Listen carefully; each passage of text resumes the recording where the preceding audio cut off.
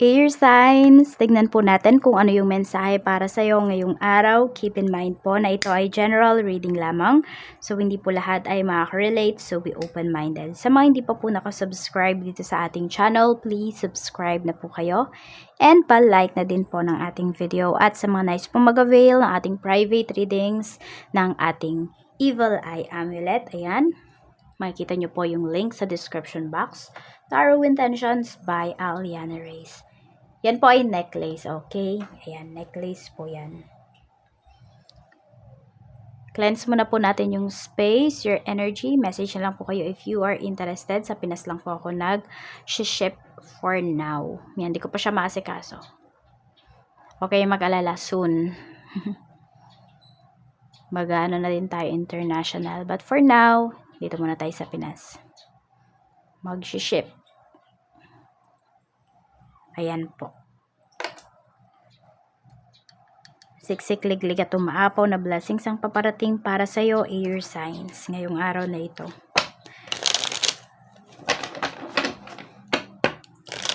Energy Spirit Guide for air signs. Kamusta po ang energy spirit guide ni air signs? Gemini, Libra, and Aquarius. We have number 33. Ayan po, maganda yung ano sa inyo dito, yung energy ninyo. Palabantin kasi talaga kayo pagdating sa mga ginagawa po ninyo. Basta alam niyo na tama kayo, air signs. Talagang i-go nyo yan. Talagang, sabi natin, di kayo magpapatumpik-tumpik pa. So, tignan po natin. Ang ganda ng energy mo.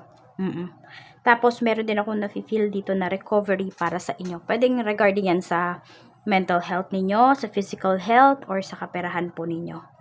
So, we have naman 17 pagdating sa family, and we have number 32. So, pagdating naman dito sa family, ayun, medyo may blockages naman dito pagdating sa pera. So, medyo meron din dito, siguro hindi kayo nagkakaintindihan in terms of finances. Kasi nakikita ko dito, maraming pera, pero pwedeng hindi po nagagamit sa tama. Sa tama which is sabihin natin mas inuuna yung mga luho kaysa dun sa mga needs, parang ganyan. Meron din naman po dito maaring nagtatago na ng pera sa family. So ayan, pwedeng kayo yan, air signs. Yan, parang hindi na kayo open pagdating sa pera kasi parang you feel na nata-take advantage po kayo dito pagdating ng inyong talagang family members po ninyo. Ayan, tapos yung iba naman sa inyo dito, maaring may binibenta na property at hanggang ngayon hindi pa rin siya nabebenta. So may blockages po kasi. So you'll light a white candle now, air signs, or pagka-uwi nyo ng bahay kasi iba sa inyo, ayan, pwedeng nasa trabaho pa kayo. So, ganun po yung gawin ninyo. You light a white candle and sabihin ninyo dun sa kandila or idasal ninyo na yung kandilang ito ay mag-absorb ng lahat ng negativities sa aking buhay ngayon. Sa friends mo naman, we have number 8 and we have number 35. Okay, so nakikita ko dito may mayabang kang kaibigan, air sign. So, parang simula nung nakapunta siya sa ganitong lugar or nandun na siya, kinat niya na yung ties with you or sa mga friends nyo pa, hindi lang naman sa'yo. So, alam mo yung parang nagmalaki talaga siya. Kaya lang, nakikita ko dito, yung friend mo na nagmalaki na yan, ayan, may karma din siya na marireceive kasi parang nagmataas talaga siya eh. Yung parang feeling niya hindi na siya babagsak. So, yun. Kaya, ano talaga dapat yung mapag-ano lang talaga tayo, mapagkumbaba lang talaga tayo.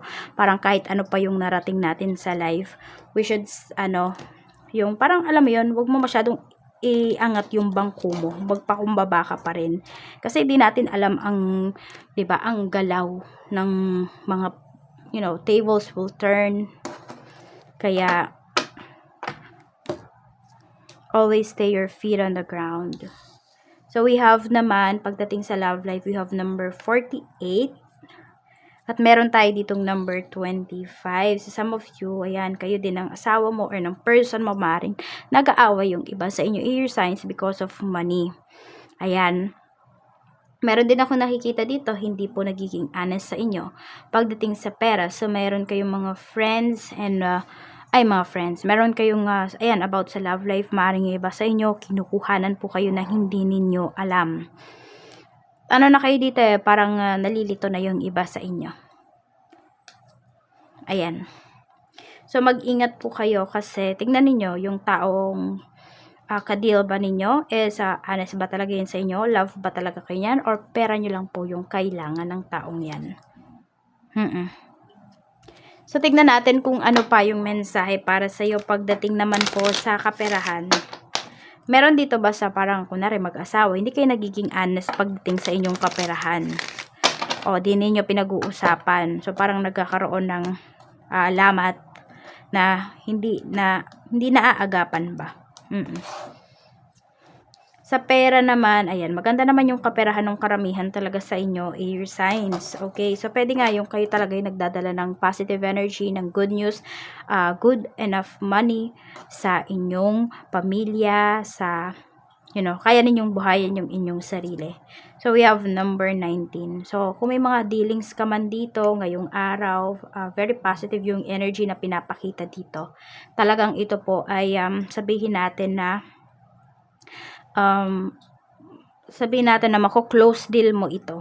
Ayan. Pwede rin may tao dito na magbibigay sa'yo ng pera. Could be bayad yan kung may nangutang man sa'yo. Tignan po natin pagdating naman spirit guide sa pagdating naman po sa career. Sa career, we have extra joker. So, meron dito maaaring kakasimula nyo palang pagdating sa trabaho or pwede rin na kayo ay meron pang extra job po dito. Yan. I mean, side hustles ba?